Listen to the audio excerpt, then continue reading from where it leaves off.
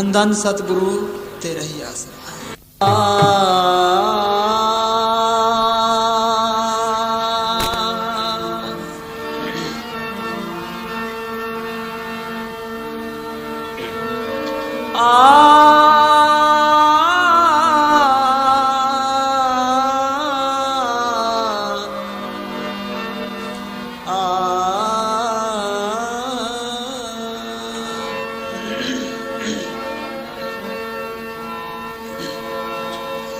हर आराधना जाना रे, हर हर गुरु गुरु करता रे, हर हर गुरु गुरु करता रे, हर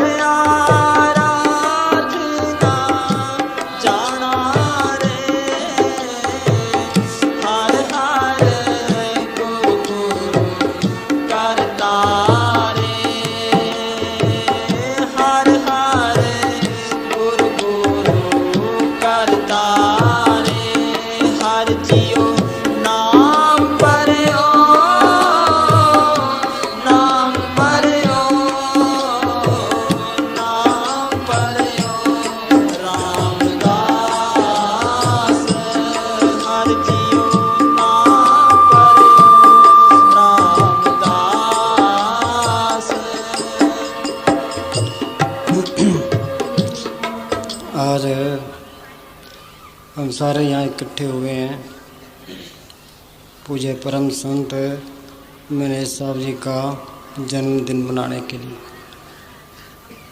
फकीरों का जन्मदिन मनाने का मतलब क्या होता है भाई? उन्होंने मालिक को कैसे पाया, कैसे उन्होंने मेहनतें की,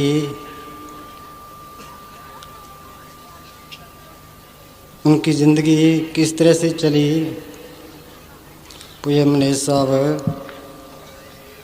21 नवंबर 1915 को खन्ने के पास सलाना गांव में पैदा हुए। इनके पिताजी का नाम सरदार चन्नन सिंह जी ते माता जी का नाम हरनाम कौर था। इनका परिवार ब्यास के सत्संगी थे। पूज्य परम संत महाराज सावन सिंह से इन्होंने नाम लिया था।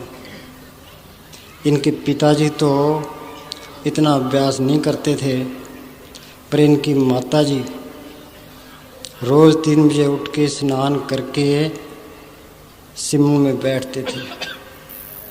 पड़ोस की बीबियाँ कहती थी ये ना तो बाणी पढ़ती है, ना कोई माला लेके फेरती है, ये बैठ के इस तरह क्या करती है। महाराज सावन सिंह जी ने इनके पिताजी को कई चिट्ठियां लिखी है।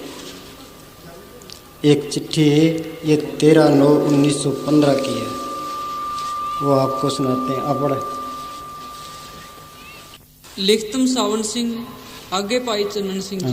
लिखतम सावन सिंह आगे भाई चन्नन सिंह। ये मनीष साहब जी के पिताजी को महाराज सावन सिंह ने चिट्ठी लिखी है। ये 13/9/1915 की बात है, मनीष साहब के जन्म से 2 महीने पहले की। हाँ जी। सतगुरु दीन दयाल की दया मेरे पहुँचे। हाँ। ते ताकीद है जो नित नेम नाल भजन सिमरन करी जाओ। हाँ, ये ताकीद है कि नित नेम नाल भजन सिमरन करे जाओ। हाँ जी। आते कदे कोई दिन भजन तो गफलत ना करो, भजन तो गफलत कीतिया ही मन आलसी हो जाता है। सो आलस ते दलीदर नू छड़ के भजन दा नितनेम रखी जाओ, आपे एक दिन मन वस हो जाएगा। जे एक दिन आलस हो जाए तां कई दिन भजन नहीं बनता। ते साडी तां हालत ये है जो कदी नाम दा ख्याल ही नहीं करते, जिस करके मन ढीला पै जाता है आते भजन छड़ बैठता है। होर सत्संग करी जाओ ते 26 सितंबर एतवार नू सत्संग होवेगा। हाँ, पर पूज्य मनीष साहब की 2-2.5 साल की उम्र थी, इनकी माताजी ने चोला छोड़ दिया। फिर इनका पालन पोषण इनके नानके में हुआ। इनके नाना जी, इनका गांव में लोहगढ़ था, मेमर सिंह वाले जहाँ महाराज सावन सिंह जी हुए उनके गांव के पास था, जिला लुधियाना में। इनके नाना जी महाराज सावन सिंह जी के परम मित्र थे। ये दरियाई साहब ने एक धरती पर स्वर्ग किताब में लिखा है, आप पढ़। हजूर के एक मित्र मुंशी नारायण सिंह, हाँ, हजूर के एक मित्र मुंशी नारायण सिंह जी, ये पूज्य मनीष साहब जी के नाना जी थे। हाँ जी। हजूर के एक मित्र मुंशी नारायण सिंह हजूर के सत्संगी हो जाने पर ताने सुनाते थे। उन्होंने भी बाबा जयमल सिंह जी से नाम ले लिया और आखिर अपने पूरे कुटुंब को नाम दिला दिया। हाँ, आखिर अपने सारे कुटुंब को नाम दिला दिया। हाँ जी। ज्ञानी रूड सिंह ने भी लिखा है, हजूरी साखियाँ मुंशी नारायण सिंह मेरे दोस्त ताना मार दे रहंदे सन, आखिर कुल कुटुंब ना नाम दिला दे, मरण वेले कहिए। कह गए, मरण वेले कह गए कि मेरी नूह को भी नाम दिलाया जाए। तो इनके नाना जी भी अभ्यास किया करते थे। इनके 3 मामे थे। एक का नाम करतार सिंह, जो कि एसडीओ की पोस्ट पर थे, पर नाना जी के साथ कोई अनबन होने से वो घर बार छोड़ के चले गए, उनका कोई पता नहीं लगा। दूसरे सरदार कृपाल सिंह, उनकी छोटी उम्र में मौत हो गई थी। उनके एक लड़का था, एक लड़की थी। तीसरा मामा हरी सिंह, जो कि बगदाद के अंदर उस टाइम में एक्सियन थे। एक्सियन की बड़ी पोस्ट होती है उस टाइम में, फिर बगदाद में नौकरी करनी। इनका सारा परिवार पढ़ा लिखा था। ये तीनों मामियाँ इकट्ठी रहती थी। जो बड़ी मामी थी ईश्वर कौर, जिसका नाम था, वो पूज्य मनीष साहब जी को अपना बच्चा समझती थी और बड़ा प्रेम करती थी।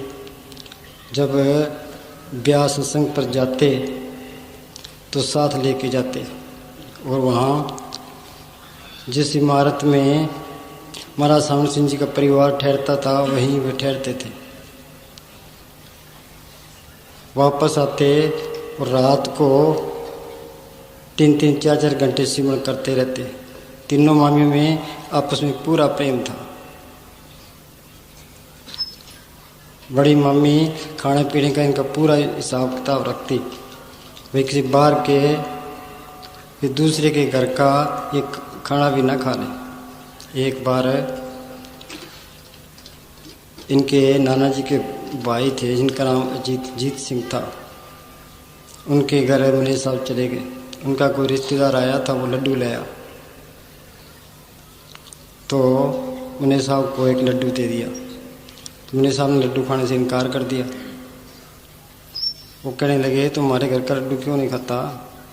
इतने में इनकी मामी जी वहाँ पहुँच गई। कहे हाँ ये नहीं खाता। क्यों खाए तुम्हारे घर का? आज तुम्हारे घर का खाया, कल किसी और का खाएगा, फिर तो आदतें बिगड़ गई। और इनको मेमर सिंह वाले इनकी मामियाँ वहाँ जाती रहती थी। वहाँ महाराज सावन सिंह जी के घर से, इसका नाम किशन कौर था, उनकी सोबत मिलती रहती थी। उनकी सोबत में भी ये सत्संग करते रहते थे। तो इनका बचपन ये सत्संगियों के साथ बीता। जब काफ़ी बड़े हुए तो इनके पिताजी सलाने ले आए। वहाँ कोई स्कूल नहीं था। इनके पिताजी ने एक 18 रुपये में मास्टर रखा और वहाँ स्कूल खुलवाया। प्राइमरी वहाँ से की। प्राइमरी करके फिर खन्ने के अंदर ASI स्कूल था, वहाँ एडमिशन लिया। उनके गांव से खन्ना 4 मील पड़ता है, रोज पैदल जाना पैदल आना। वहाँ से मैट्रिक की। मैट्रिक करने के बाद मोगा में यहाँ कॉलेज में एडमिशन ले लिया। यहाँ एक GD कपूर सत्संगी खानदान था, उनसे इनका तल्लुक पड़ गया। उनके घर ये आते जाते रहते थे।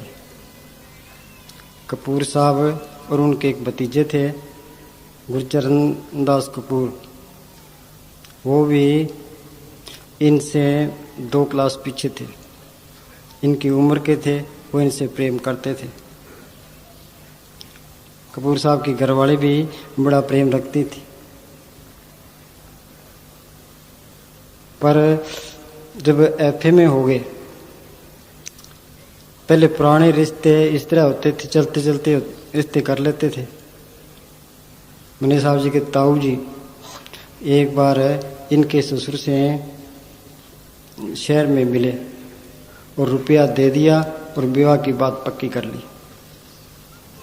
फिर इनके पिताजी ने इनको चिट्ठी लिखी, कभी तेरी शादी करनी है। इन्होंने शादी करने से इनकार कर दिया। वो GD कपूर कॉलेज के प्रोफेसर थे, उन्होंने भी चिट्ठी लिखी, भाई इसका इम्तिहान नज़दीक है, अब शादी ना करो। पर इनके पिताजी ना माने। इनके मामा जी को लेकर के वहाँ मोगे इनके पास आए। इनके मामा जी के इन पर एहसान बहुत थे, उनकी बात को ये मोड़ नहीं सकते थे। जब FA में पढ़ते थे उस टाइम शादी हो गई। वहाँ खन्ने के पास इकड़ा गांव है, वहाँ इनकी शादी हुई। इनकी शादी वाला परिवार वो सारे ही मांस मीट खाते थे, पर इनकी सास वो नहीं खाती थी, इनकी घरवाली खाया करती थी। पर शादी से 2 महीने पहले उसने मीट खाना छोड़ दिया। एक दिन पतीले में मीट बना था, उसने चक के पतीला बाहर मारा। जो शादी हो गई वो भी बड़ी नेक और समझदार सियाणी औरत थी। जब FA कर ली, फिर उन्होंने नौकरी के लिए इधर उधर फिरते रहे। इनके वहाँ जर्मनी के बैंक की एक शाखा थी दिल्ली में, वहाँ इनके मामा जी के कोई दोस्त से MC पुरी, तो उनके पास गए। वो कहने लगे कि या तो थानेदार की या सब ओवरसीयर की या वाटर वर्क्स में सुपरडेंट की नौकरी तो मिलती है, पर रिश्वत से मिलती है। तो इन्होंने कहा भाई रिश्वत हमने नहीं देनी, रिश्वत दे के नौकरी हमने नहीं करनी। फिर एक कोई रिटायर्ड अफसर था, इनके पिताजी ने उसको साथ भेजा, भाई जो रिश्वत नहीं देनी तो इसकी आप तारीफ इसकी तारीफ कर देना, भाई ये इतना मेहनती है, होशियार है, ईमानदार है। तो अफसर के साथ हो लिया। स्टेशन पर अफसर ने चाय मंगाई के साथ में अंडे भी लिया। तो ये कहने लगे हमें ये नौकरी नहीं चाहिए, ना तेरे को चाय देनी ना अंडा देना, वापस आ गए। इसी तरह पास वाले गांव के अंदर एक रिटायर्ड DC था, DC को नाज़िम कहते थे। इनके पिताजी ने उसके पास भेजा, उसके पास भी गए, फिर अपनी तारीफ बताई कि मैं फलाने का लड़का हूँ। वो बड़ा खुश हुआ, सारी रात वो बातें करते रहे, पर नौकरी का कोई वसीला नहीं बना। 5 साल तक इस तरह फिरते रहे। फिर नाभा स्टेट के जंगलात के महकमे में एक बचन सिंह ब्रिगेडियर था, उसके पास गए।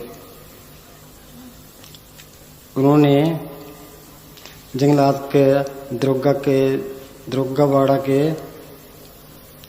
का अफसर उन्होंने नियुक्त कर लिया। उन्होंने फरमाया, देख भाई, यहाँ ईमानदारी से काम करना, सच्ची निष्ठा रखना। जो हेरा फेरी करेगा या लापरवाही करेगा तो ये जो तेरी जगह पहले था वो जेल में पड़ा है। उनकी बात का इन पर बड़ा असर पड़ा। ये पूरी लगन से और निष्ठा से वहाँ काम करने लगे। 18-18 घंटे वहाँ काम करते थे और फिर भी टाइम मिलता तो ब्रिगेडियर साहब के साथ आकर भी मदद कराते। स्टेट का जो भी राशन था वो इनके जरिए जाता था। ये किसी राशन में हेरा फेरी नहीं करते थे। वहाँ हाथी खाना था, हाथी खाने के अंदर जो अफसर लगे थे वो राशन के अंदर हेरा फेरी करते थे। उन पर इनकी ड्यूटी लगा दी तो इन्हें सारी अनियमितताएं सारी खत्म कर दी। पहले हाथी कमजोर था, उसको पूरा राशन मिलने लग गया, वो मोटा ताजा हो गया। उमने साहब को देखता देखते जुड़ने लग जाता था। फिर जंगलात के महकमे में होते हुए भी वो अंगीठी पर रोटी बनाया करते थे। रोटी आप बनाते थे और लकड़ी बालने के लिए मोल लेते थे। पहले तो नाभा स्टेट का राजा था, फिर उसको अंग्रेज पकड़ के ले गए तो वहाँ प्रेसिडेंसी कॉन्स्टिट्यूंसी कायम कर दी। तो प्रेसिडेंट एक दिन वहाँ जंगलात के महकमे में आया और पूछा कि यहाँ काम कैसे चलता है। वो ब्रिगेडियर साहब कहने लगे कि जी यहाँ का जो इंचार्ज है वो बहुत ईमानदार आदमी है।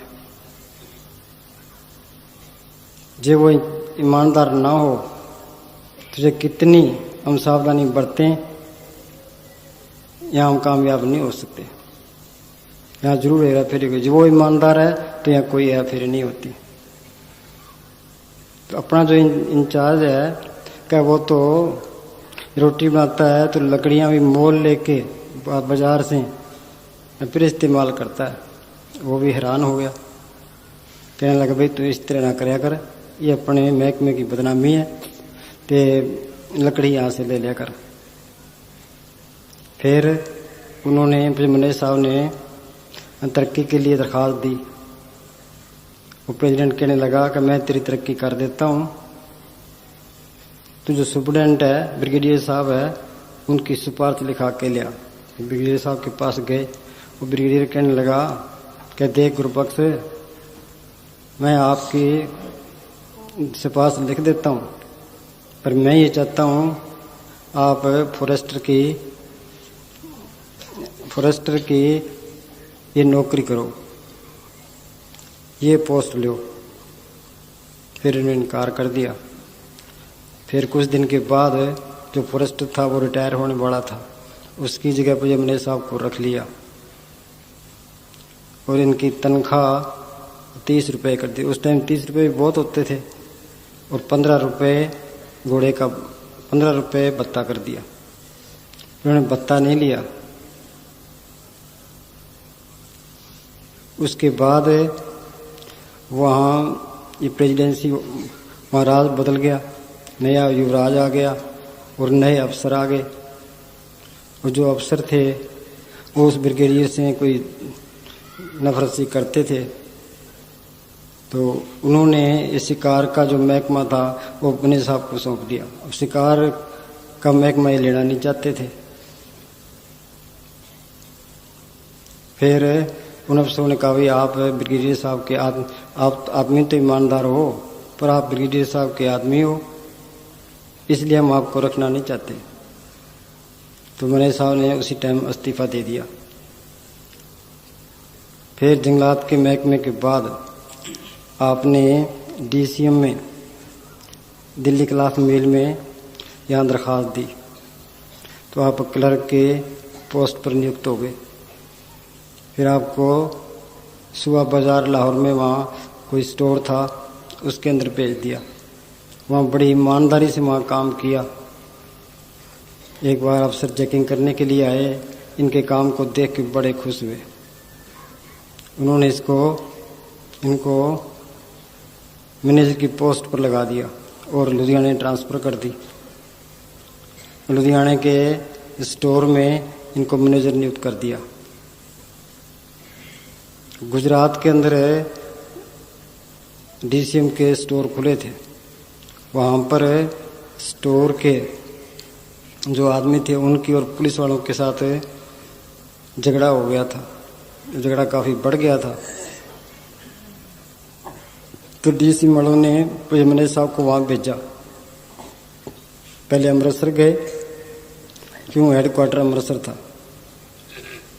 वहाँ से फिर वो गुजरात चले गए। वहाँ सबको जो मुलाजिम लगे थे उनको भी और पुलिस वालों को बुला के तो उनकी सुलह करवाई और झगड़ा ख़त्म किया। उसके बाद आप गुड़गांव, सोनीपत, हिसार, जहाँ जहाँ इनके स्टोर खुले थे उनकी चेकिंग करने के लिए जाते थे। फिर बठिंडे एक नया स्टोर खोलना था और एक पटियाले खोलना था। बठिंडे वाले स्टोर का जो इंचार्ज था वो नया आदमी था। फिर उसको ट्रेनिंग दी। उनके जो आदमी थे उनको सारों को डील करने का लोगों से तरीका समझाया। फिर इनकी ट्रांसफ़र पटियाले कर दी। वहाँ भी स्टोर को संभाला और वहाँ एक प्रदर्शनी लगी। उस प्रदर्शनी के अंदर इन्होंने भी अपना सामान रखा। स्टेट के बड़े बड़े अफसर आए थे, उन्होंने देख को बड़े खुश हुए। और बठिंडे में एक मिल लगाना चाहते थे। मिल तो बाद में ना लगा, पर इनकी ट्रांसफ़र बठिंडे कर दी। पर ये सत्संग में ब्यास हर महीने जाया करते थे। 1938 की बात है। मास्टर तारा सिंह और भगत सिंह वकील जलंधर का महाराज जगत सिंह का भाई था। वो भी एक जोशी था। वोटों के सिलसिले में ब्यास गए। वहाँ काफ़ी तकरीर की और उन्होंने बताया कि दिल्ली के जोशियों को मैंने महाराज सावंत सिंह जी की जन्मपत्री दिखाई है। उन्होंने बताया है कि महाराज जी की उम्र इनके अपने हाथ है। फिर महाराज जी से पूछा। महाराज जी कहने लगे कि मेरी उम्र मुझे 100 साल की उम्मीद है। बाकी संगत जितना आराम से काम करने देगी उतना काम करेंगे। ये संगत दुनियावी धंधों के लिए तंग करेगी तो हम जल्दी चौड़ा छोड़ जाएंगे। अब मैं बूढ़ा हो गया हूँ, संगत को चाहिए अपनी कमेटी बना ले और काम करे और मेरे जिम्मे सिर्फ सत्संग का काम हो। जो ये लफ्ज़ पूज्य मैनेजर साहब ने सुने तो उनके अंदर फौरी ख्याल आने लगे, भाई महाराज ये चूड़ा छोड़ गए तो हमारा क्या हाल होगा और ये ताकत कौन सी जगह और किस चोले में चली जाएगी। ये चिंता इनको सताती रहती थी। और उधर दुनियादारी के झंझट घट नहीं रहे थे, बढ़ रहे थे। ये बठिंडा स्टोर के इंचार्ज थे। फिर महाराज सावंत सिंह जी सरसे आया जाया करते थे। सिकंदरपुर में इनकी ज़मीन थी। सरसे के अंदर राधा स्वामी सत्संग करता, उसके अंदर वहाँ सत्संग किया करते थे। इन्होंने अपने अफसरों को लिख के भेज दिया, भाई मेरी ट्रांसफ़र उन दिनों में सरसे नया स्टोर खुलना था, 2-3 जगह खुलने थे, कि मेरी ट्रांसफ़र सरसे कर दी जाए। और जो अफसर थे वो चाहते थे इतनी छोटी जगह पर इनको भेजना नहीं चाहते थे, पर इनका काम बड़ा साफ था, ठीक था। इनके दिल की तमन्ना को देखते हुए उन्होंने इनको सर से ट्रांसफ़र कर दिया। अब सर से राधा स्वामी सत्संग घर में इन्होंने एक मकान किराए पर ले लिया। ये 1948 की बात है। मस्ताना जी वहाँ रहा करते थे। पर कुछ दिनों के बाद ये हिंदुस्तान और पाकिस्तान का आपस में झगड़ा शुरू हो गया, कत्लो गात होने लगे। इधर पाकिस्तान के अंदर हिंदुओं का कत्ल होने लगा, इधर हिंदुस्तान के अंदर मुसलमानों का कत्ल होने लगा। तो महाराज सामने सिंह के पास चिट्ठियाँ जाने लगी दुख दूर करने की। तो संत ऐसे मौके पर कुर्बानी, अपनी जान की कुर्बानी करते आए हैं। महाराज सामने सिंह ने लिखा है कि संगत को तो बचा लेंगे पर चोला छोड़ना पड़ेगा। तो 2 अप्रैल को महाराज जी चोला छोड़ गए। अब पूज्य मने साहब बिल्कुल अंधेरे में थे, वे अब क्या करें। पर मस्ताना जी राधा स्वामी सत्संग घर की कुटिया में रहते थे। रात को 11 बजे बाहर निकलते और 2-3 बजे तक वहाँ मजलिस चलती रहती। शहर के प्रेमी आते रहते थे और बैठे भजन करते और सुबह 3 बजे चले जाते थे। पूज्य मने साहब उनकी सोबत करने लगे। एक दिन पूज्य मने साहब कहने लगे कि रब या राम कोई चीज़ नहीं है, सब पखंड है। कि मुझे इतना चिर हो गया, जब उनकी 13 साल की उम्र थी, जब उन्होंने महाराज स्वामी से नाम लिया था, कभी जब अभ्यास करते हुए इतना चिर हो गया, मुझे अंदर कुछ भी नहीं देखा कि तो ये सब धोखा है। इस बात पर पूज्य मने साहब मस्ताना जी को गुस्सा आया कि तुम हमारे सामने ये क्या बात कहते हो, निकल जाओ यहाँ से। अब फकीर का गुस्सा दूध के उबाल की तरह होता है। पास में एक प्रेमी बैठा था, उसने सिफारिश कर दी कि जी गलती होगी तो माफ़ करो। फिर मस्ताना जी कहने लगे कि तेरे को मालिक के मिलने की तड़फ है, मालिक के दर्शन करने हैं, तो 15 दिन की छुट्टी लेके हमारे पास आओ। अब पूज्य मने साहब के अंदर तड़फ तो लगी थी। अब 15 दिन का राशन पानी खरीद करके घर में रख दिया और आप मस्ताना जी के पास आ गए। मस्ताना जी कहने लगे कि ये रास्ता बड़ा टेढ़ा है, बड़ी बड़ी ताकतों का मुकाबला करना पड़ता है। जब मुकाबला करने की हिम्मत रखते हो तो हमारे पास बैठ जाओ, नहीं वापस जाना ठीक है। अब पहले तो डरे, फिर अंदर सतगुरु ने हिम्मत बख्शी। एक बड़ा सारा कमरा था, उसके अंदर गुफा थी और कमरे के अंदर ही गुसलखाना था। गुसलखाने के ऊपर पौड़ी थी जो ऊपर चढ़ती थी। अब गुसलखाने के अंदर मने साहब को बिठा दिया और अभ्यास कर। रोटी इनकी बंद कर दी। 2 टाइम थोड़ी बहुत चाय देते थे, कभी कभी खिचड़ी दे देते थे। अब पहले तो इस भूख ने बड़ा तंग किया, फिर अंदर ही और कई बलाएं तंग करने लगी। अब उठ कर भागने लगे। मस्ताना जी को उस टाइम साधारण साधु समझते थे, वो इनकी हालात कुछ अच्छी तरह देख रहे थे। जब घबरा जाते तो आप कुटिया से गुफा से बाहर निकलते, उनको धीरज बंधाते। फिर 12वें दिन उन दिनों सच्चा सौदा बनना शुरू हो गया था। 12वें दिन इनको सच्चे सौदे ले गए और 13वें दिन इन पर बख्शीश की। फिर इनको तसल्ली पूरी हो गई भी वो जो ताकत महाराज सावन सिंह की थी वो मने साहब मस्ताना जी के अंदर काम करती है। और उन्होंने ये सोच लिया भाई ये जो सफलता है ये मेरी कमाई का परिणाम नहीं है, ये निरोल मस्ताना जी की बख्शिश है। अब मने साहब दिन में तो स्टोर का काम करते और रात को डेरे आ जाते, वहाँ सारी रात सेवा करते। सुबह अपने स्टोर में आ जाते और रात को वहाँ का सेवा करते। कभी कभी दिन में भी गेड़ा मार लेते। फिर 1949 में दिल्ली क्लाथ मिल ने बनारस के अंदर एक नया स्टोर खोलना था। वहाँ का सरसे का स्टोर बंद कर दिया, वहाँ एजेंसी कायम कर दी और मने साहब की ट्रांसफ़र बनारस की हो गई। अब मने साहब के सामने सवाल था भाई या तो मैं नौकरी छोड़ दूं,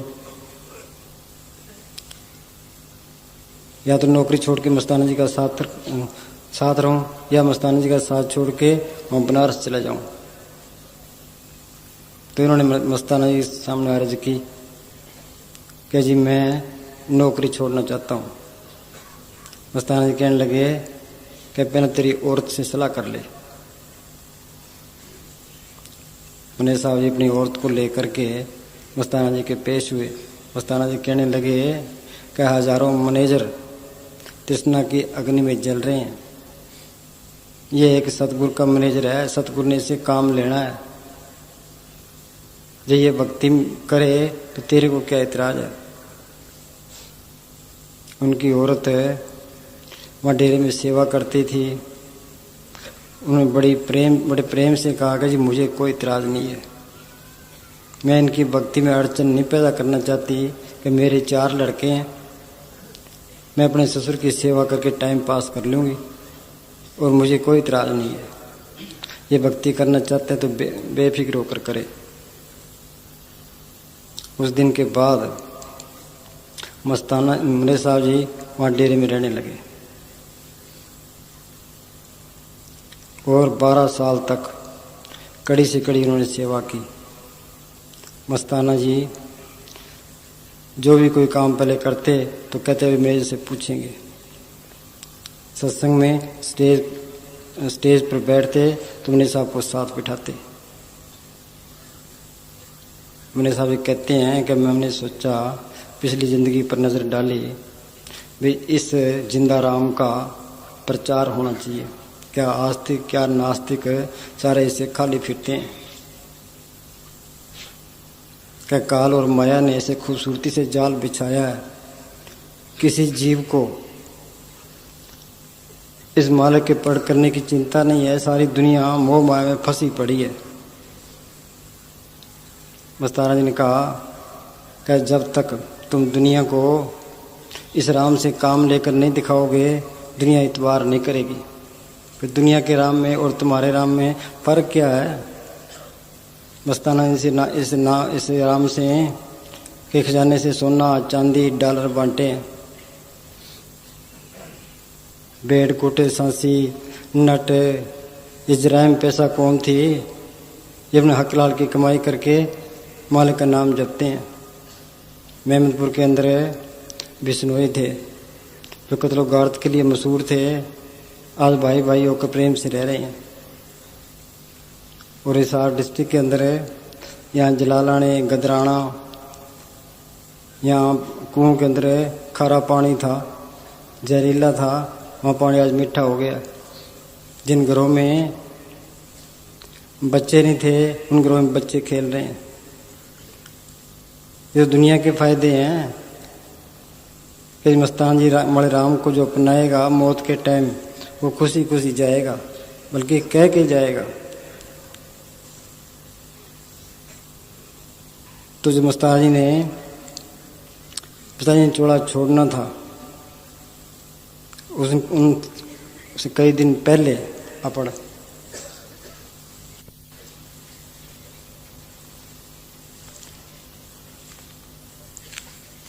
मस्ताना जी अपना कीमती जिस्मानी चोला छोड़ने के समय भी डेरे की सब जिम्मेवारी इस गुनाहगार के सुपर्द कर गए। चोला छोड़ने से 4 दिन पहले सब साधुओं को जो डेरे में मौजूद थे इकट्ठ करके लगभग 50-60 प्रेमियों के सामने सबको ये हिदायत की कि अब सच्चा सौदा का काम खत्म है, बाहर की सेवा बंद है, अब अंदर की सेवा यानी भजन सिमरन शुरू होगा। हम सख्त मौन रखेंगे और किसी से बात नहीं करेंगे और सच्चा सौदा के किसी काम में दखल नहीं देंगे। आप सबको मैनेजर के हवाले करते हैं। हाँ, आप सबको मैनेजर के हवाले करते हैं। हाँ जी। इनके हुक्म में रहना, अगर मैनेजर के हुक्म में रहोगे तो सुख पाओगे, नहीं तो दुख उठाओगे। अब तक तुमने जितनी सेवा की है वो भक्ति में कबूल है।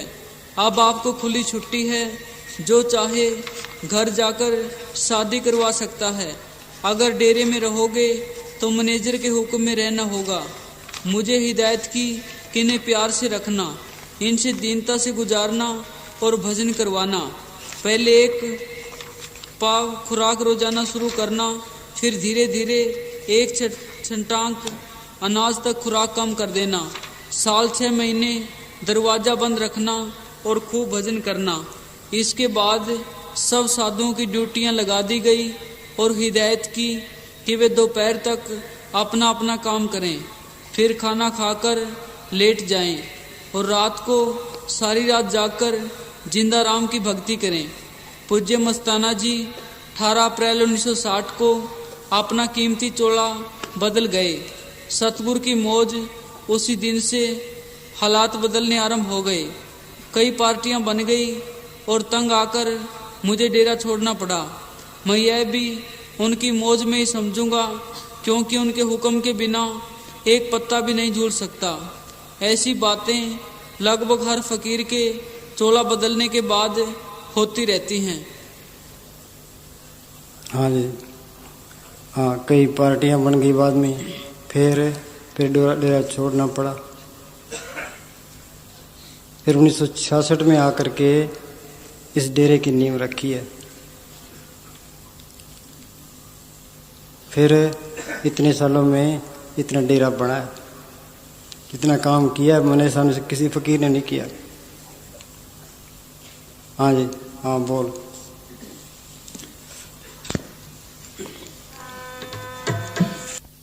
हर आराधना जाना रे, हर हर गुरु गुरु करता रे, हर हर गुरु गुरु करता रे। हाँ, ये गुरु ग्रंथ साहब का शब्द है। क्या कहते हैं? हर हर आराध न जाना रे, हर हर गुरु गुरु करता रे। हर जियो नाम पढ़ियो रामदास, कि दुनिया हर हर करती है, गुरु गुरु करती है, इनको नाम जपने का तरीका नहीं है।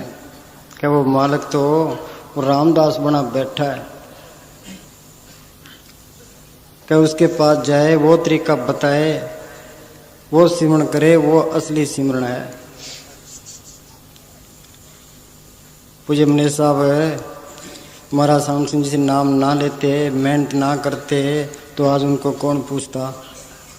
मौलवी रूम ने लिखा है कि समस्त ब्रज की गुलामी ना करता तो मुझे आज मौलवी रूम कौन कहता। और दुनिया कोई राम राम करती है, कोई अल्लाह अल्लाह करती है, कोई वाहिगुरु वाहिगुरु करती है। इनके करने से कुछ नहीं होता। ये शब्द मौके मौके से सारे ही ठीक थे, पर ये अब काम नहीं करते।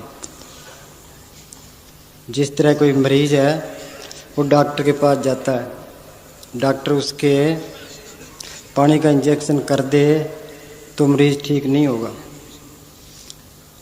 जो जहर का इंजेक्शन कर दे तो मरीज मर जाएगा, जो दवाई का इंजेक्शन कर दे तो मरीज ठीक हो जाएगा। तो ये पुराने नाम जपने, ये पानी का इंजेक्शन है कि पाखंडी का बताया हुआ नाम जपेगा तो अंदर पाखंड आ जाएगा, ये कामी का बताया हुआ नाम जपेगा अंदर काम आ जाएगा।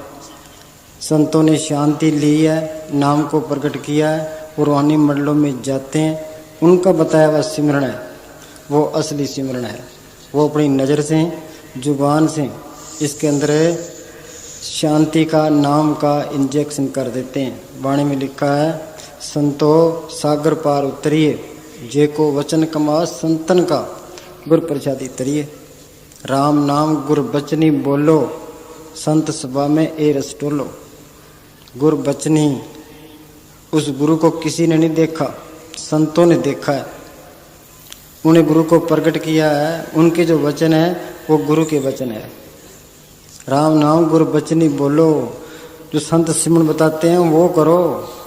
संत सभा में, संतों की सोबत में जाकर के ये रस मिल सकता है। सतगुरु वचन कमावणे, सच्चा ए विचार, बिन साधु संगत रत्या, माया मोह सब चार। अब कोई कहता है मैं दादू पंथी हूँ, कि मैं पलटू पंथी हूँ, मैं नानक पंथी हूँ, कि ये धोखा है। सब फकीरों का एक ही पंथ है, वो पंथ माथे से शुरू होता है, कबीर ने लिखा है, आंख कान मुख बंद कराओ, अन्न जिंगा शब्द सुनाओ, दोनों तिल के तार मिलाओ, तब देखो गुलजारा है।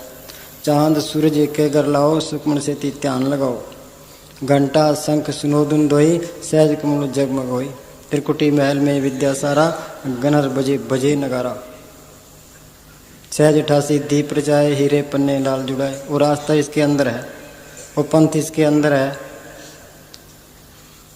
वक़्त का फकीर नहीं मिलता, उसे नाम नहीं मिलता, तो भक्ति शुरू नहीं होती, इसके पल्ले कुछ नहीं पड़ता, चाहे कितने जप तप कर ले। गुरु नानक साहब का फैसला है, सब जप सब तप सब चतराई, उजड़ पर में राह न पाई, बिन बुझे संतों से बुझे बगैर था न पाई। अपड़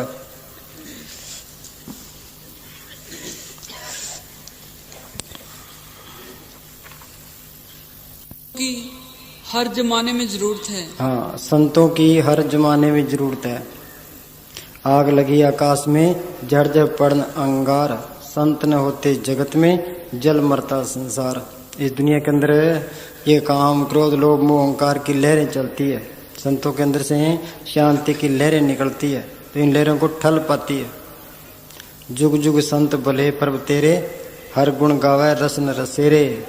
ये दुनिया कभी संतों से खाली नहीं रहती, ये संत हर एक युग में आते हैं, पर पूरा फकीर ये भाग्य से मिलता है, जो रूहानी मंडलों में जाता है, जिसने नाम को प्रकट किया है, जिसने बंधन तोड़े हैं, वो हमारे बंधन तोड़वा सकता है। जिसने एमए की है वो एमए करवा देगा।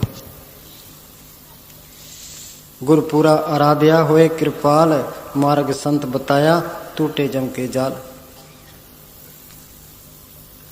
ऐथे बुझे सो आप पछाणे, हर प्रभ है तिसकेरा। ऐथे बुझे क्या, ये संतों की सोबत में जाए, उनसे रास्ता पूछे, पूछ के मेहनत करे। ऐथे बुझे सो आप पछाणे, जब तक अपने आप को नहीं पहचानता, मालिक को कैसे पहचानेगा। ईसा ने लिखा है, know your self and be perfect. अपने आप को पहचानो और पूर्ण बनो, बिना आपा चीने मिटे न भरम की काई। ऐथे बुझे सो आप पछाणे, हर पर बह तिसकेरा। के संतों के पास जाएगा, उनसे जुक्ति पूछेगा, फिर मेहनत करेगा, उसका मालिक बनेगा, बाकी किसी का नहीं बनता। मीरा पहले कृष्ण कृष्ण करती फिरती थी, गिरधर गिरधर करती फिरती थी, फिर उसको रविदास मिलता है। रविदास ने सिमरन बताया, उसने मेहनत की, क्या कहती है, पायो रे नाम रतन धन पायो, जिसको पाए दुख सुख भूले मन आनंद समायो, जिसकी चोरी कबून हो ऐसो धन मन पायो, खर्चों लाख कदम नहीं हो दिन दिन बढ़त सवायो। जो रविदास नाम मिलता तो उनको उसको कौन पूछता था। हाँ जी, संतों की हर जमाने में जरूरत है। हाँ, संतों की हर जमाने में जरूरत है। जो संत नहीं मिलते तो इंसानी जमा बर्बाद गया। संत चरण अति बहुत बढ़ जान, चतर सजान, जो संतन हित ना करे, सोदर पशु समान। हाँ जी, और हर जमाने में संत आते रहते हैं। दुनिया कभी ऐसे महापुरुषों से खाली नहीं रहती।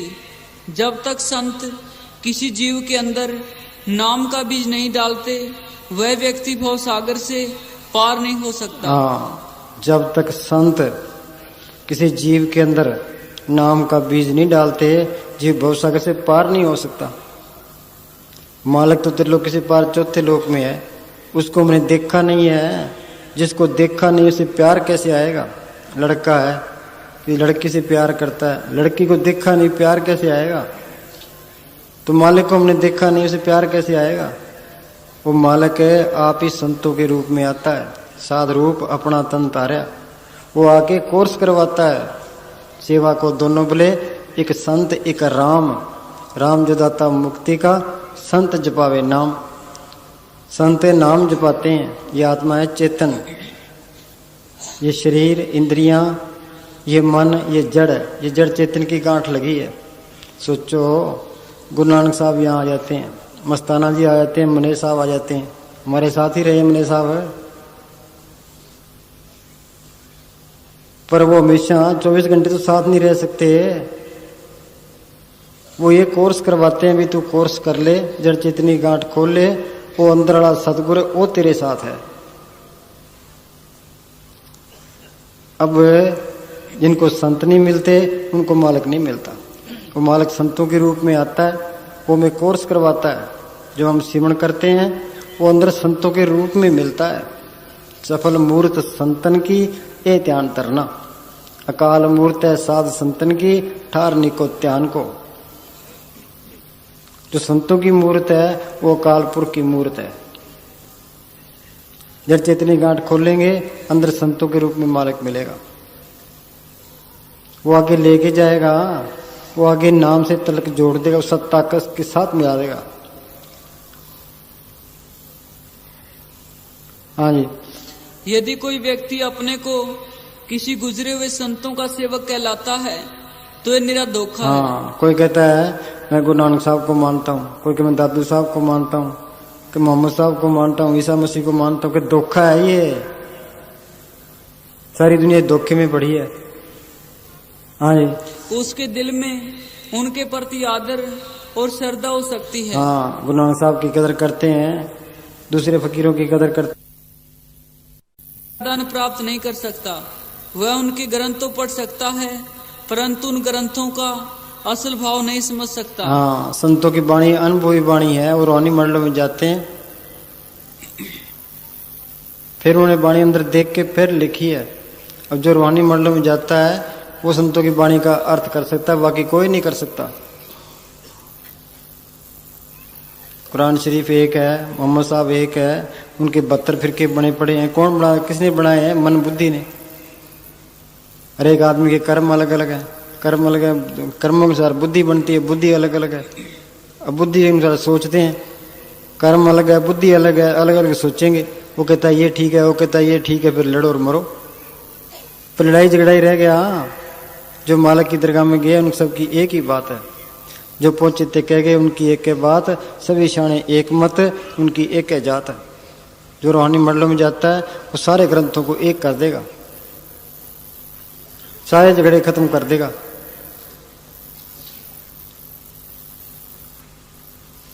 हाँ जी। इसके लिए उसको किसी जिंदा संत की जरूरत होगी। ऐसे इसके लिए किसी जिंदा संत की जरूरत होगी। हाँ जी। ऐसे व्यक्ति का सोचना उसी प्रकार है जैसे कोई बीमार किसी मुर्दा डॉक्टर से इलाज करवाने का विचार रखता हो। मरीज पड़ा है, वो कहे भाई धनवंतरी वैद्य आएगा और मेरा इलाज करेगा। अब धनवंतरी वैद्य को कितने साल हो गए, ना उसने आना है ना मरीज ठीक होना है, मरीज मर जाएगा। हाँ जी। या कोई व्यक्ति अपने मुकदमे के फैसले की आशा किसी मुर्दा जज से करता हो। सच्चे संत हमारे और मालिक के बीच एक लिंक है। एक तरफ तो वे मालिक से मिलकर उसका रूप बने होते हैं, दूसरी तरफ हमारे बीच एक आम इंसान की तरह रहते हैं। हाँ, गोल कुमाई तिस मित्र बिचोले जा मिल कंत पछाना, का उस बिचोले पर बार बार कुर्बान हूँ जिसने मालिक से मिला दिया। जन्म मरण दो मिनाई, जन्म पर उपकारी आए, जिया दान दे भक्ति लाइन हर शिवलाइन मिलाए। सबसे बड़ा परोपकार तो यही है, आप जपे औरों को जपावे पहुंचे हर के दाम। जब सिमरण करते हैं तो इसमें शांति की रोए निकलती है और दूसरों पर असर करती है। असली परोपकार तो ये है, जो सिमरण करेगा अपना ही परोपकार है, दूसरे का भी भला है। हाँ जी। अब जिसको खिलाओगे उसे खाना उसे लेना पड़ेगा। असली परोपकार तो यही है। हम कहते हैं गरीबों की मदद करो, गरीब कोई है ही नहीं, भीखा भूखा को नहीं, सबकी गंठड़ी लाल, गांठ खोल देखते नहीं ताबिद भैया कंगाल। वो नाम का खजाना मालिक ने सबके अंदर रखा है।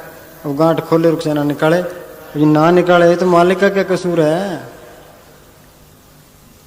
क्या बेचारा बीमार है, ये कर्मों का मारा है। जितने विषय भोगते हैं उतनी बीमारियां खड़ी रहती है। बहुत साधो दुख प्राप्त होवे, भोगे रोग सोंत बिगोवे।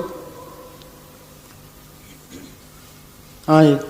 यही गुरु अमरदास जी फरमाते हैं कि तुम किसी गुरुमुख के साथ दोस्ती बनाओ और सतगुरु से चित्त लगाए रखो। हाँ, गुरुमुखा सु कर दोस्ती, सतगुरु से ला चित्त, जन्म मरण का मूल कटिया, सुख होवे मित। इस दुनिया में कोई किसी का नहीं है, सब मतलब के हैं। संजोग वियोग करते लिख पाए, कीर्तने चले चला है। जितना संजोग लिखा वो अपना है, संजोग खत्म हुआ और कोई किसी का नहीं है। इसका है कौन है? बाहर संत, अंदर सतगुरु। संत क्या कहते हैं कि तू नाम जप ले, जड़ चितनी गांठ खोल ले। वो यहाँ भी मदद करते हैं, मौत के टाइम भी मदद करते हैं, आगे रूहानी मंडलों में भी जाते हैं। वो मालिक की दरगाह में ले जाके छोड़ेंगे। फिर सच्चे संत पक्के दोस्त हुए कि ना हुए? नानक कचरियां सु तोड़, टूंड सज्जन संत पक्कियां, और जिम दे बिछड़े मोहन जासी छोड़। बाहर के रिश्तेदार कच्चे रिश्तेदार हैं, इन्होंने साथ नहीं देना। ये संत पक्के रिश्तेदार हैं। हाँ जी। ताकि तुम जन्म मरण के मूल को काट सको और सदा का सुख प्राप्त कर सको। वह गुरुमुख मर्त लोक और इसके पार सूक्ष्म कारण और चेतन देशों का समर्थ गाइड होता है। वो अंदर है, सूक्ष्म कारण है और चेतन देशों का समर्थ गाइड होता है। रेडियो के अंदर कलकत्ते की आवाज है, बम्बई की है, इंग्लैंड की है, अमेरिका की सारी आवाजें हैं। इसके अंदर भी इंद्रलोक, ब्रह्मलोक, शिवलोक, सतलोक सारी आवाजें हैं। हमें तो कोई पता नहीं कौन सी आवाज को पकड़ना है। वो संत साथ में होकर के सही आवाज को पकड़ाते हैं। आगे बिखड़े दाव लगाए मेरा सतगुरु सुख सहसिद्धि कर जाते। आगे त्रिकुटी का किला है, वहां हमारे सब कर्मों का स्टोर पड़ा है। सतगुरु साथ होके उन कर्मों को कटवाता है। आगे तिम्रखंड है, महासून सिंध बिस्मी घाटी, बिन सतगुरु पावे नहीं बाटी। बगैर संतों के वहां से कोई नहीं निकल सकता। हाँ जी। ताकि तुम जन्म मरण के मूल हजरत ईसा मसीह साहब फरमाते हैं कि यदि कोई मेरे बाप के पास जाना चाहता है तो वह मेरे द्वारा ही जा सकता है। जो लोग किसी जिंदा संत की तलाश करके उसकी शरण में नहीं जाते, गोसाई तुलसीदास जी उन लोगों को पशुओं के समान समझते हैं। हाँ, जो लोग जिंदा संत की तलाश करके उसकी शरण में नहीं जाते, गोसाई तुलसीदास जी उसको उनको पशु समान समझते हैं। इसलिए पशु खा पी के चले गए, ये चले गया। हाँ जी। गुरुमुख अंतर रवरिया बक्से भक्ति भंडार। गुरुमुखों के अंदर नाम प्रकट है। वो मालिक के खजाने के चाबी बरदार खजानची हैं वो। हाँ जी।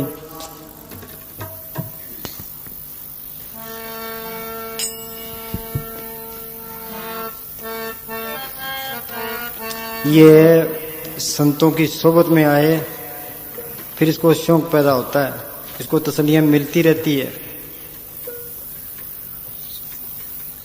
मेरे हिसाब से जिन्होंने नाम लिया है वो सिमरण करते हैं तो उनको वो तसल्लियां मिलती रहती है। फिर यहाँ आते हैं, सेवा करते हैं। जब कोई तसल्लियां ना मिले तो फिर कौन आए? यहाँ पंजाब के अंदर ये मूड़ा वाले गांव है, वहाँ का एक जमींदार है हीरा सिंह है, उसकी औरत मनजीत कौर, उसको भूत प्रेतों ने बहुत तंग किया। वहाँ अमृतसर के पास कोई सियाना था, 5 साल तक वहाँ जाते रहे।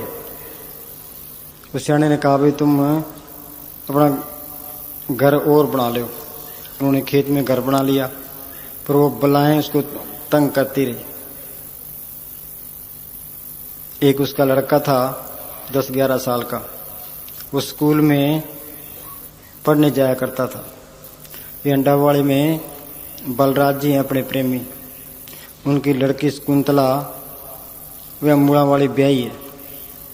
उनके घर मने साहब जी 3-4 दिन रहे, सत्संग किया तो बच्चों को वो सतगुरु का रंग चढ़ गया।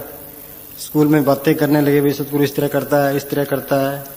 वो लड़का भी सुनता रहा, मनजीत कौर का लड़का। तो घर आया तो उनके भैंस ना मिली,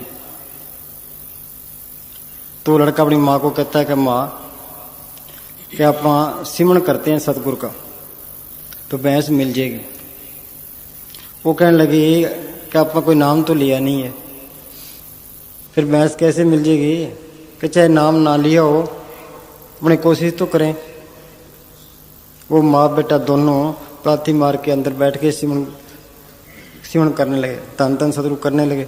थोड़ी देर में उसकी माँ उठी, जाके बाल्टी लेके भैंस के पास गई, थापी मार के नीचे बैठ गई। भैंस ने दूध दे दिया। फिर उस कुंतला के घर गई, कि तुम इस तरह कर कि तेरे सतगुरु के पास मुझे ले चल, कि मैं बहुत दुखी हूँ, शायद मैं ठीक ही हो जाऊं। तो शकुंतला कहने लगी, भाई तेरे अंदर बला है, ते तुम इस तरह कर, तेरे पति से परमिशन ले आ कि हम दोनों चलते हैं। पति के पास चले गए। वो कहने लगा, भाई तुम इसको ले जाओ। शकुंतला उस मंजीत कौर को लेकर के मलोट आ गए। मलोट अपने गदराने का नंबरदार डेरे में रहता था यहाँ पहले, उनको मिल गया। वो कहने लगा कि मने साहब जी तो बहुत बीमार है, वो तो बोल भी नहीं सकते, तुम फिर कभी जाना। वो मंजीत कौर कहने लगी कि चाहे बीमार है, चलो दरबार के दर्शन कर आएंगे, कि मैं जाऊंगी जरूर। वो यहाँ डेरे आ गए। मने साहब जी बाहर आ गए। मने साहब जी उनसे मिले, कहने लगे ये बीबी कौन है? आहिस्ता सी बोले, ये बीबी कौन है?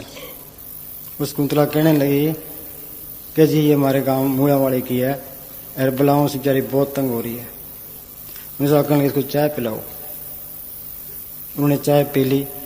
रात को उसके सपने में मने साहब आए, कहने लगे ये तबीयत सारे निकाल दे और तू सतरू कर। उसको हौसला हो गया, उसने तबीयत निकाल के बाहर फेंक दिए। उसके बाद उसके नजदीक कोई बला नहीं आई। आज उनका सारा परिवार डेरे आता है और सिमन करता है। वहां मूड़ा वाले की एक लड़की थी, उसका नाम था जिंदोबाई। उसने मुझे मने साहब से नाम लिया था और वो हर रोज सिमन किया करती थी। उसका बाप कहने लगा कि हमने घर में पानी का नलका लगाना है। तो सारे परिवार से सलाह की। तो वो लड़की कहने लगी कि तुमने ये पानी ये नलका लगाना है तो जहाँ हम सिमन करते हैं वहाँ लगाओ। वो कहने लगा, भाई हम तो तेरे सतगुरु को नहीं मानते, हमारे तो गुरुद्वारे का भाई जी जहाँ कहेगा वही नलका लगाएंगे। गुरुद्वारे के भाई जी को बुला लिया। उसने बताया भी यहाँ नलका लगाओ। नलका लगाया, पानी खारा निकला। उसने दूसरी जगह बताया, वहां भी खारा निकला। वो लड़की कहने लगी मेरी भी मान लो, कि मेरे सतगुरु की भी मान लो। जहां उस लड़की ने बताया वहां नलका लगाया, वहां पानी मीठा निकला। पर इसी तरह एक काला प्रेमी था वहां मूड़ा वाले का। तो वहां हफ्ते की मजलिस हुआ करती थी। उस दिन उसके घर मजलिस थी और रात को पानी की बारी थी। वो दिन में खेत में गया तो नहर बंद थी और नक्के बंद करके आ गया। शाम के टाइम उसकी माँ कहने लगी कि आज पानी की बारी है, तू खेत जा, शायद नहर आ जाए। वो कहने लगी आज तो है मजलिस, आज तो मैं कहीं जाता नहीं, सतगुरु जाने, सतगुरु का खेत जाने और पानी जाने। रात को मजलिस करते रहे। सुबह गया खेत तो उसका पड़ोसी खेत से आ रहा था। वो कहने लगा भाई तेरे खेत में तो सारा पानी लगे है और नहर अब बंद हो गई है। तो उसको पूरी तसल्ली हो गई भाई सतगुरु वाकई काम करता है, तो ये सिमन करे सतगुरु सारे काम करता है।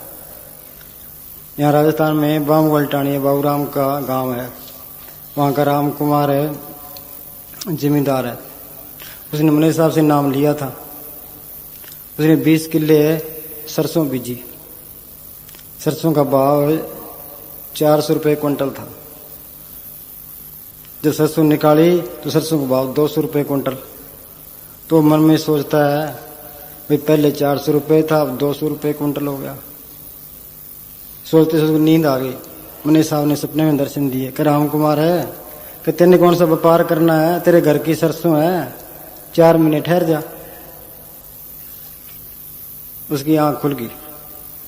उसने कहा 4 महीने सरसों नहीं बेचनी, 4 महीने के बाद भाव 400 से ऊपर हो गया। करा दी ना तसल्ली।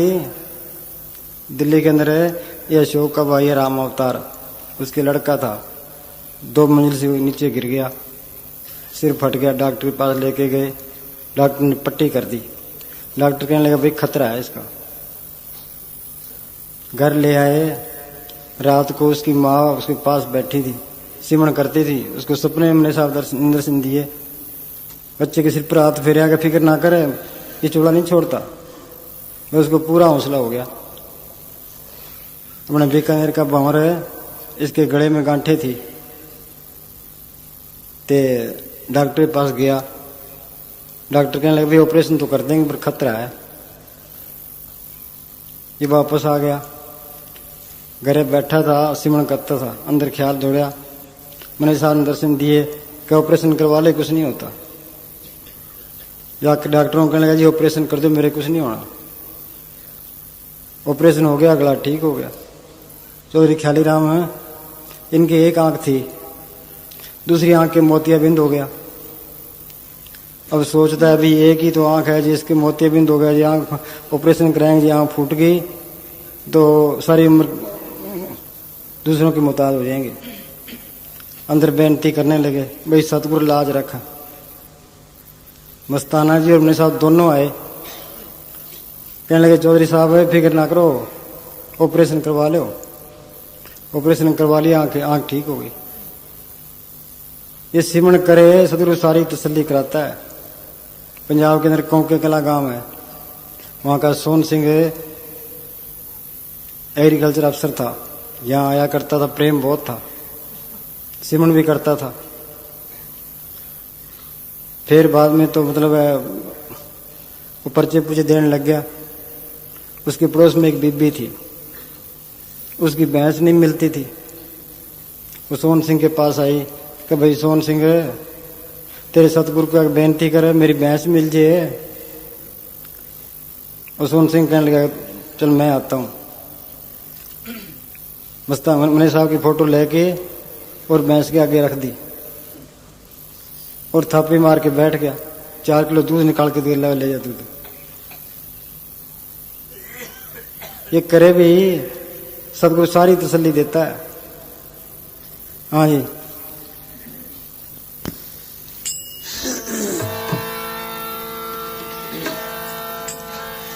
हर हर गुरु गुरु करता रे, हर हर। दुनिया हर हर गुरु गुरु करती है। हर जियो नाम पढ़ो रामदास, कि वो तो रामदास बना बैठा है। ये मालिक से मिलना है तो रामदास के पास जाओ। भाई मालिक से मिलना है तो जो मौजूदा संत है उसके पास जाओ, उनसे नाम रास्ता लेके फिर सिमरण करो। हाँ जी, हर आराधना जाना रे, हर हर गुरु गुरु करता रे। नाम पढ़ो हर जियो, नाम पढ़ो, नाम पढ़ो रामदास।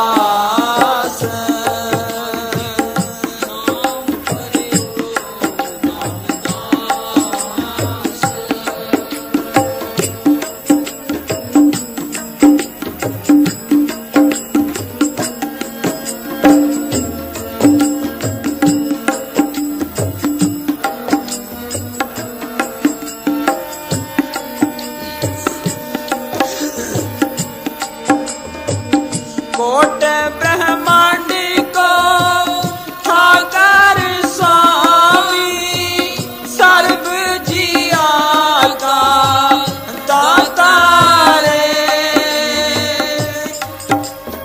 हाँ, कोट ब्रह्मांड का ठाकर स्वामी, करोड़ों ब्रह्मांडों का वो मालिक है।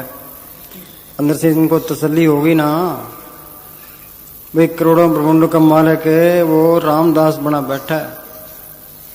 सर्व जिया का दाता रे, सबकी पालना करता है, सबका दाता है वो। देसी रिज़्क सबाई जिन उपाई मेदनी, एक को है दातार सच्चा आप तणी। तू काहे डोले प्राणियां जो रखेगा सिरजनहार। हाँ जी। कोट ब्रह्मांड को ठाकुर स्वामी सर्व जिया का दाता रे।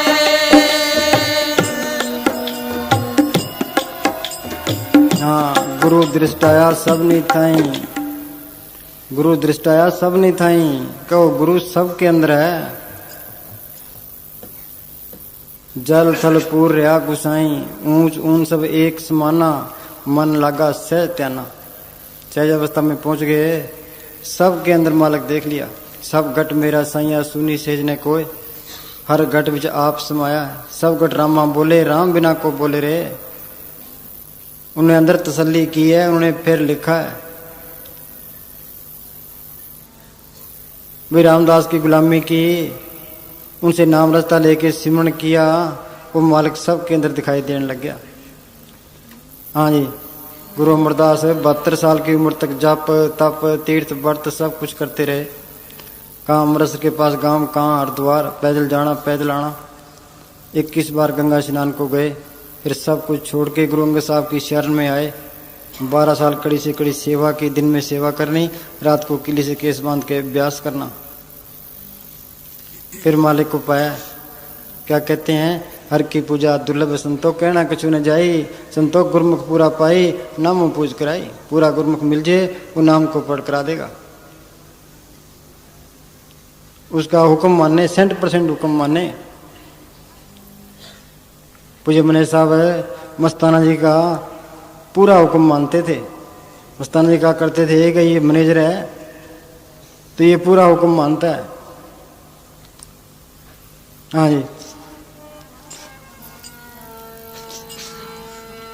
कोट ब्रह्मांड को ठाकुर स्वामी सर्व जिया का दाता रे।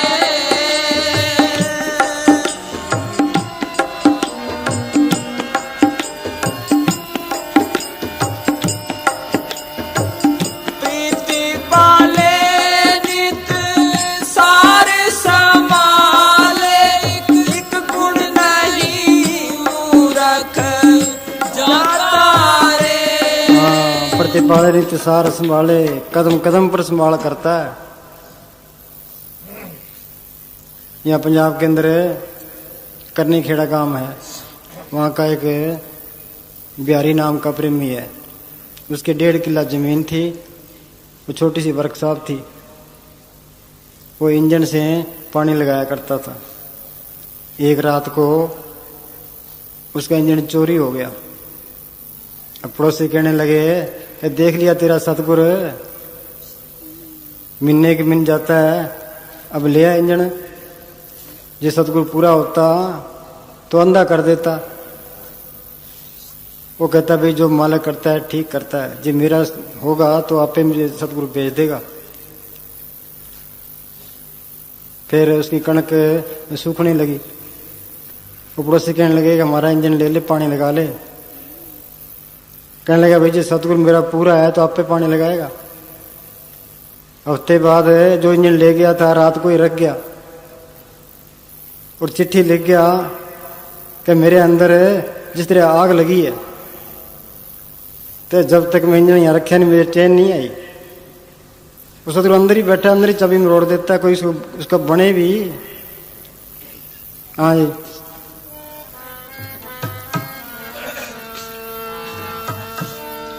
प्रीति पाले नित सार समाले, एक गुण नहीं मूरख जाता रे।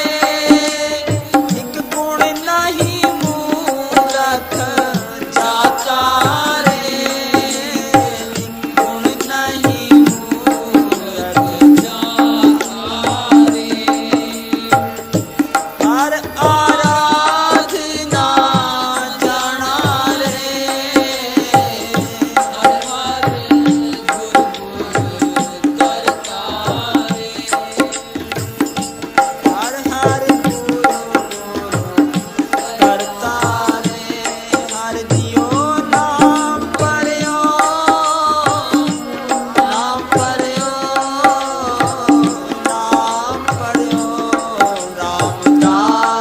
उधर फेफाने का एक प्रेमी था, उसका नाम तो मेरे याद नहीं है। एक बार रात को बादल छाए थे, बिजली चमक रही थी, वो सोया पड़ा था। उसको सपने में पूज्य मने साहब ने दर्शन दिए, तो वो सपने में ही उठा। मने साहब आ गए, कहने लगे जी आपको क्या सेवा करूं, चाय पियोगे कि दूध पियोगे? मने साहब कहने लगे कि तू क्या सेवा करेगा, हम तेरी सेवा करने के लिए आए। थोड़ी देर बाद उसके बच्चे ऊपर चौबारे में सोए पड़े थे कि चौबारे की छत पर बिजली पड़ी, एक कोने से छत ऊपर से फट गई। बिजली उसके चौबारे के अंदर होकर के दूसरे कोने से निकल गई। बहुत जबरदस्त खड़का हुआ, लोग इकट्ठे हो गए, सोचने लगे भी लड़के तो मर गए होने। जब देखा तो सारे के सारे लड़के बिल्कुल ठीक थे। वो कहने लगा भाई सतगुरु है, मुझे पहले ही दर्शन दे गया। मुन्ने साहब आए थे और मैंने पूछा भी चाय पियोगे दूध पियोगे, क्या सेवा करूं? कि तू क्या सेवा करेगा, तेरी सेवा करना हम आए। हाँ जी।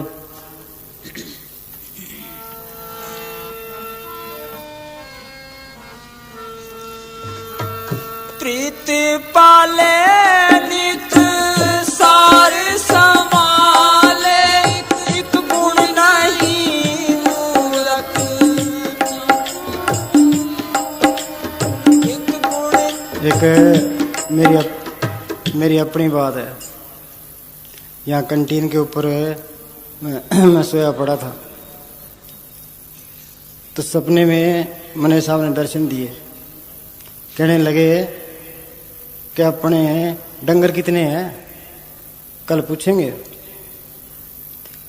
मैं उठ के डंगरों की तरफ गया। वहाँ जो डंगरों में साधु था उससे पूछा भी अपने डंगर कितने हैं। वो कहने लगे वकील साहब हूँ तुझे किमें गिनती करते हो रात को? मैं तो बता से कितने डंगर हैं? कि अपने 43 डंगर है। मैं पूछ के आ गया। फिर दूसरे दिन यहाँ डीसी आया, तो मने साहब जी डीसी को डेरा दिखाने लगे। वो तालाब की तरफ ले गए कि ये चंदन है, ये इलायची है, ये सागवान के दरख्त लगे हैं। इस तरह करते करते डंगरों के पासे आ गए। मैं साथ ही था। अंदर बढ़ते ही मने साहब पूछते हैं डंगर कितने हैं? मैं कहा बात तो सही होगी, मैं ये 43 डंगर है। हाँ जी।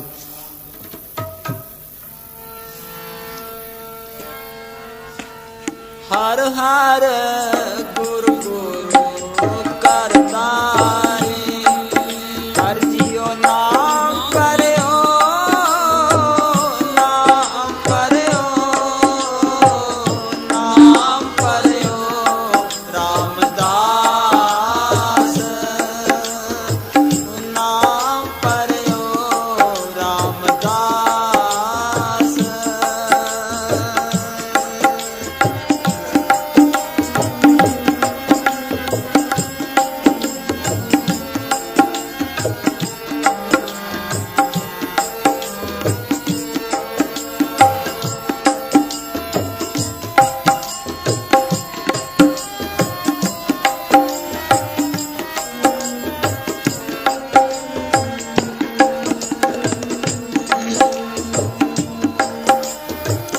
दीन दयाल कृपाल सुख सागर, सरब जिया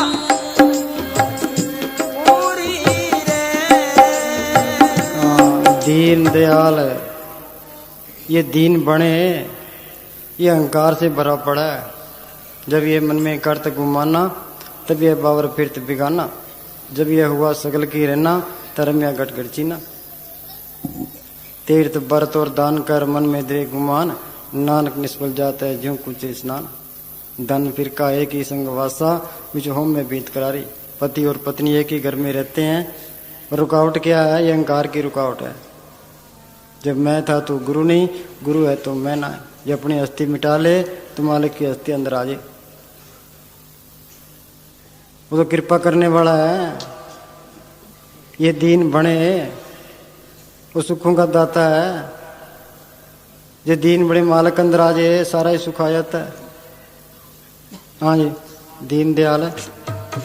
दीन दयाल कृपाल सुख सागर सर्व कला भरपूरी रे।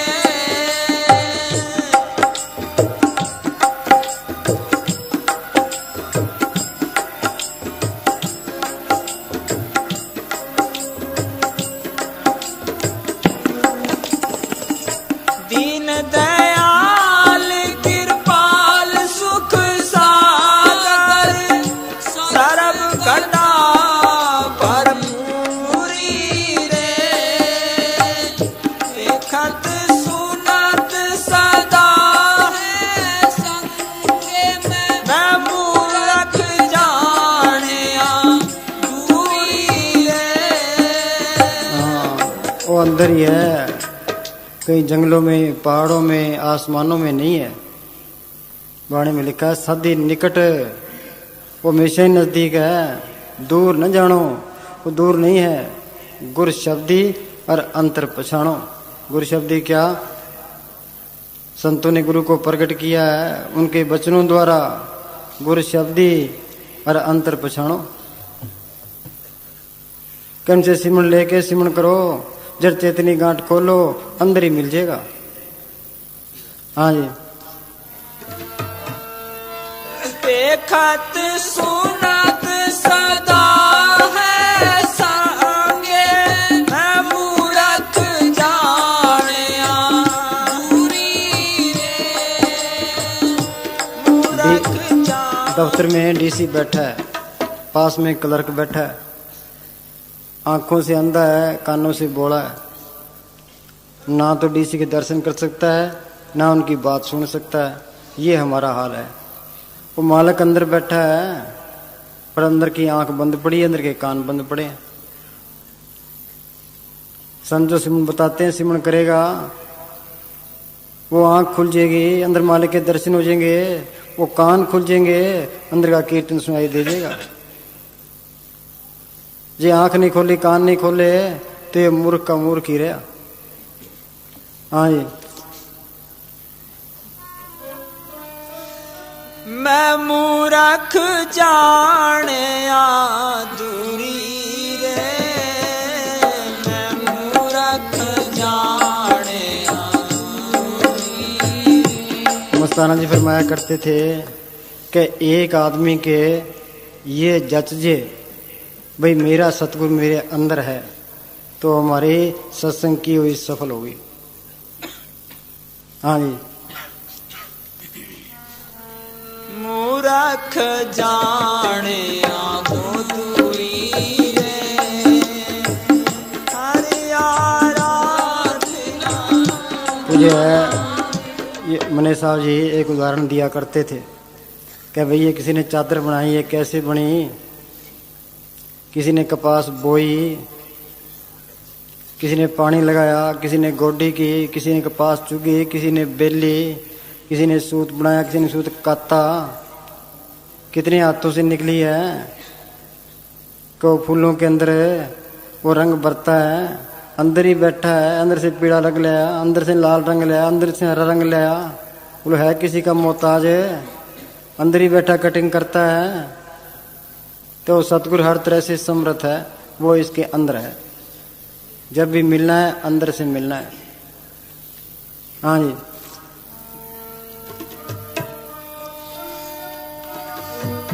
देखत सुनत सदा है संगे मैं मूरख जानिया दूरी रे।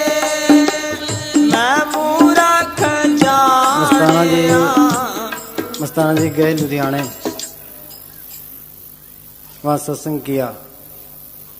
कहने लगे कि हिंदू अपने शास्त्र ले आओ, सिख अपना गुरु ग्रंथ साहब ले आओ, ईसाई अपने क्या नाम अंजील ले आओ, मुसलमान अपनी कुरान ले आओ, दिखाओ कहीं किसी को बाहर मालिक मिला है। जब भी मिलेगा अंदर से मिलेगा।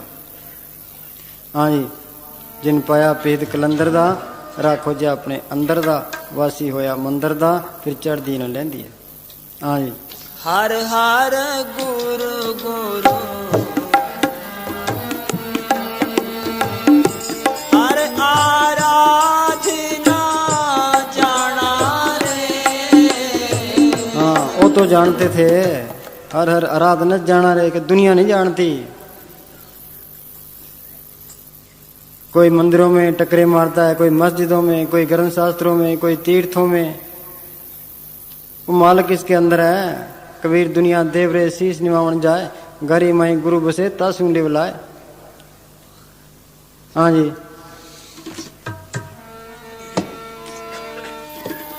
हार बेअंत हो मितकार वारणो, क्या जाना होए कैसो रे।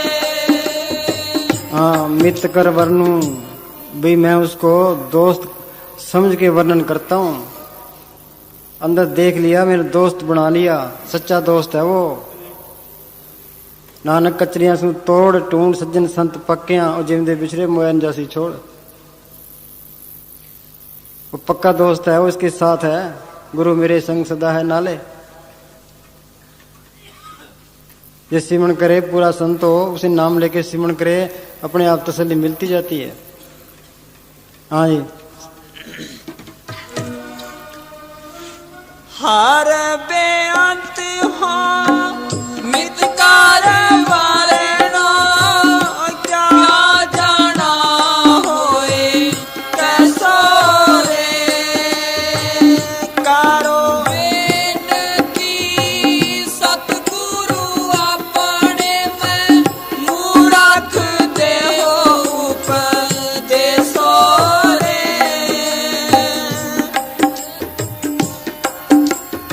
दोबारा बोलो। कारो बेनती सतगुरु अपने में, मूरख देहो उपदेशो रे। हाँ करो बेनती सतगुरु अपने के संतों के पास जाओ, उनसे बेनती करो, वे तो सिमरण बता, वो सिमरण करके मालिक से मिल लूं। संत जना मिल पाइयो सच्चा नाम संभाल, तो सा बंधु जीव का एथे उते नाल। पर मिलवे को प्रीत मन लागी, पाए लगूं करूं बेनती, कोई संत मिले बड़ पागी। गुरु साहब का किन विध मिले गुसाई मेरे राम राय, के मालिक मिलने का तरीका कौन सा है, कि ऐसा संत सहज सुख दाता मार्ग दे बताई। हाँ जी, संत का मार्ग धर्म की पौड़ी को बड़ पागी पाए। कोई भागों वाला है जो संतों की सोबत करता है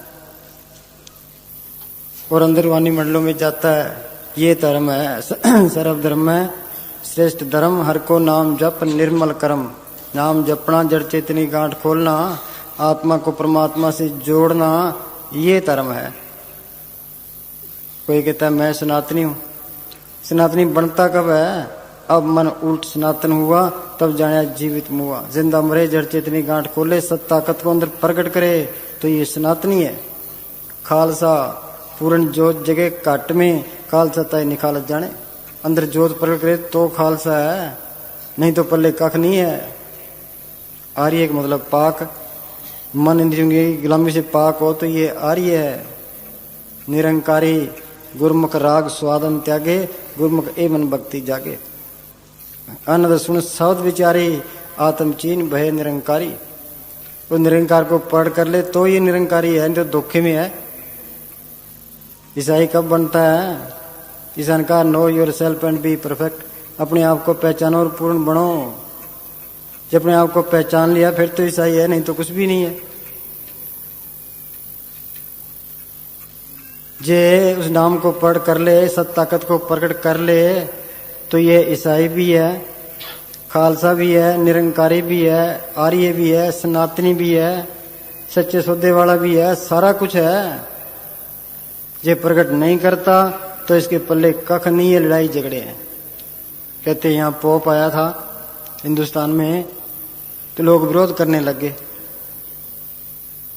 क्यों विरोध करते हो? ईसाई बना लेंगे, ईसाई बन जाए तो सारा कुछ ही बन जाता है। अपने आप को पहचान लेते ईसाई भी है, सारा कुछ ही है। जो नहीं बनता कुछ भी नहीं है। हाँ जी,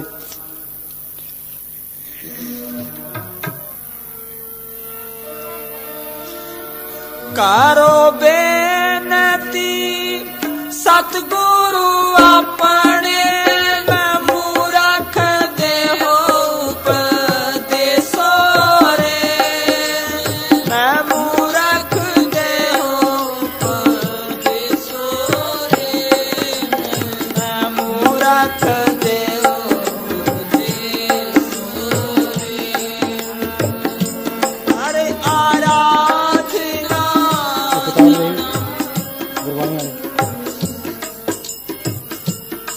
अमेरिका जाना है, जब पासपोर्ट बनाएंगे फिर ही जा सकते हैं। जब पल्ले पासपोर्ट नहीं है तो कुछ भी नहीं होता। तो मालिक की दरगाह में जाना है, ये संत नाम देते हैं, ये पासपोर्ट है। ये जो काम बनना है इससे बनना है। गुरु का वचन सदा विनाशी। हाँ, ये गुरु साहब का फैसला है। गुरु का वचन सदा अविनाशी। वो मालिक अविनाशी है, संतों के अंदर प्रगट है। उनका जो बताया हुआ सिमरन है वो भी अविनाशी है। काल महाकाल देवी देवता कोई भी ताकत है उसको नष्ट नहीं कर सकती। गुरु का वचन बसै जिय नाले, जल नहीं डूबे तस्कर नहीं लेवे, पा न सके जाले।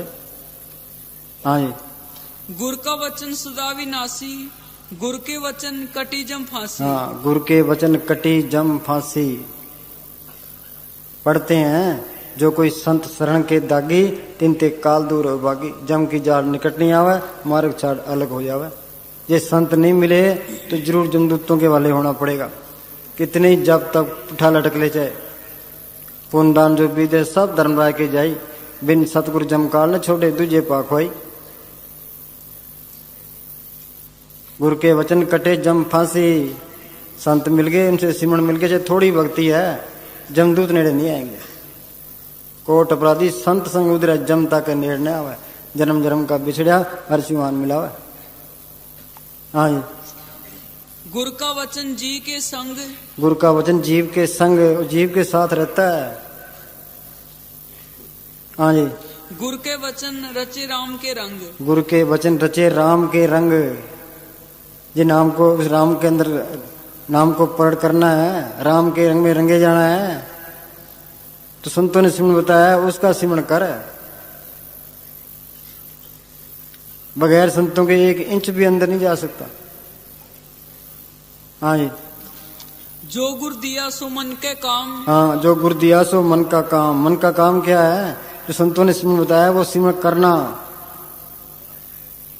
हाँ जी, जो गुरु दिया सो मन के काम, संत का किया सत्कर मान। हाँ, संत का किया सत्कर मान। कि इस बात पर इतबार कर ले तू। हाँ जी, गुरु का वचन सतगुरु वचन कमावणे, सच्चा ए विचार। बिन साधु संगत रत्या, माया मोह संचार। हाँ जी, गुरु का वचन अटल छेद, गुरु के वचन कटे परम पेद। गुरु का वचन अटल अच्छेद। अटल है वो, कटता नहीं है। गुरु के वचन कटे परम पेद। त्रिलोकी तक सारा ही परम है। जो सिमरन करेगा इस भरम के जाल से निकल जाएगा। सत छुरी से जाल हम काटा। वो सिमरन छुरी है, वो जाल को काटने के लिए। हाँ जी, गुरु का वचन कतो न जाए, गुरु के वचन हर के गुण गाए। हाँ, गुरु का वचन कतो न जाए, गुरु के वचन हर के गुण गाए। सिमरन करेगा तो मन काबू आएगा। गुरु के वचन हर के गुण गाए। गुण गोविंद नाम तुन बाणी, नाम को धुन को बाणी को अंदर प्रकट करना, ये मालिक के गुण गाना है। ये सिमरन करेगा जड़ चेतनी गांठ खुल जाएगी, नाम अंदर प्रकट हो जाएगा, शांति आ जाएगी, जन्म मन के बंधन छूट जाएंगे। हाँ जी, गुरु का वचन जी के साथ, गुरु का वचन अनाथ को नाथ। हाँ, गुरु का वचन अनाथ को नाथ। मस्ताना जी के पास एक आदमी आया, कहने लगा जी मैं बहुत गरीब हूँ उतरण के नाम मिले है कि हाँ जी कि फिर बाद से है सिमरण कर पर्व के सिमरण रिद्ध सिद्ध नवनिध पर्व के सिमरण गर्भ न बसे पर्व के सिमरण जम दुख नसे पर्व के सिमरण काल पर हरे पर्व के सिमरण दुश्मन डरे पर्व के सिमरण बिगन न लागे पर्व के सिमरण अन दिन जागे पर्व के सिमरण जब तक पूजा पर्व के सिमरण बिन से दूजा पर्व के सिमरण तीर्थ स्नानी पर्व के सिमरण दरगाह मानी जो काम बनना है सिमरण से बनना है। हाँ जी गुर के वचन नरक न पवे गुर के वचन रसनामृत रवे। हाँ गुरु के वचन नरक न पवे संत मिल गए नाम मिल गया चाहे थोड़ी भक्ति है नरकों की तरफ नहीं जाएगा। गुरु के वचन अमृत रवे वो अमृत इसके अंदर है जो सिमरण करेगा वो नाम को पढ़ कर लेगा नाम के अंदर अमृत है मन काबू आ जाएगा। गुरु का शब्द अमृत है जित पीते तिक जाई नानक जिन पिया बोर न लगी आई। हाँ जी गुर का वचन प्रगट संसार गुर के वचन न आवे हार। हाँ गुरु के वचन प्रगट संसार है वो नाम प्रकट होगा सिमरण करने से ये सिमरण नहीं करता नाम प्रकट नहीं होता। हाँ जी जिस दिन होए आप कृपाल नानक सतगुर सदा दयाल। हाँ जिस पर हो कृपाल इसके अंदर सच्ची तड़प हो दिल सच्चा हो उससे जैसे पुकार करे तो मालिक सुनने के लिए तैयार है। फिर इसको संत मिलेंगे फिर संतों से नाम लेके सिमरण करे। हाँ जी होवे साधु संग ज्यो ज्यो ओ बधाइए त्यों त्यों हर्षु रंग जितनी उसकी सोबत करेगा मालिक के रंग में रंग जाएगा। दोहा सिरा का खस बिचोला है वो उधर मालिक से मिला है मेरे उद्धार का काम करता है और ने दूजा ठाम और कोई रास्ता नहीं है। सतगुरु तुठे पाइए नानक सच्चा नाम गुरमुखाने पंथ प्रगटा दर ठाक न कोई पाए नाम सलाह नाम मन नाम रहन ले लाए अनहद उन्दर वजदे सच्चे सोबा पाए। हाँ जी